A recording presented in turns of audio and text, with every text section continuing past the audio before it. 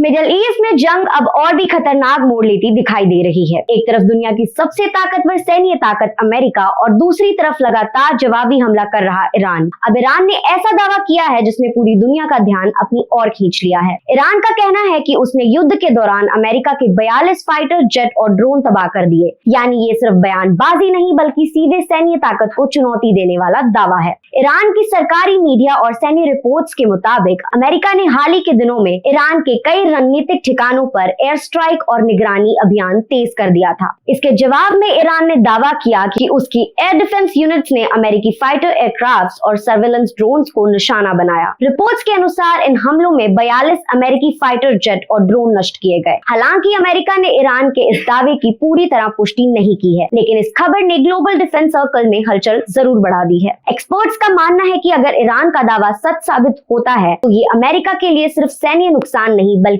एक बड़ा strategic embarrassment भी हो सकता है, क्योंकि अमेरिका की मिलिट्री टेक्नोलॉजी को दुनिया की सबसे एडवांस टेक्नोलॉजी माना जाता है। ऐसे में इतने बड़े नुकसान का दावा सीधे उसकी ताकत और डोमिनेंस पर सवाल खड़े करता है। इस तनाव का असर अब पूरी दुनिया की इकोनॉमी में दिखने लगा है। क्रूड ऑयल प्राइसेस में तेजी, गल्फ रीजन में security alert, international shipping routes पर खतरा और स्टॉक मार्केट्स में अनसर्टेनिटी बढ़ती जा रही है। यानी ये लड़ाई सिर्फ दो देशों तक सीमित नहीं है। पूरी दुनिया अब इस बात पर नजर बनाए हुए है कि क्या अमेरिका ईरान के इस दावे का एक बड़ा जवाब देगी या फिर डिप्लोमेटिक टॉक्स के जरिए हालात संभालने की कोशिश करेगी, क्योंकि अगर ये टकराव और बड़ा तो मिडिल ईस्ट में एक बड़ा रीजनल वॉर शुरू हो सकता है। 42 जेट और ड्रोन तबाह होने के दावे के बाद अमेरिका और ईरान के बीच तनाव अब बेहद खतरनाक स्तर पर पहुंच चुका है। डर इस बात का है कि अगर हालात और बिगड़ते हैं तो इसका असर सिर्फ मिडिल ईस्ट तक नहीं बल्कि पूरी दुनिया की इकोनॉमी और स्टेबिलिटी पर पड़ सकता है।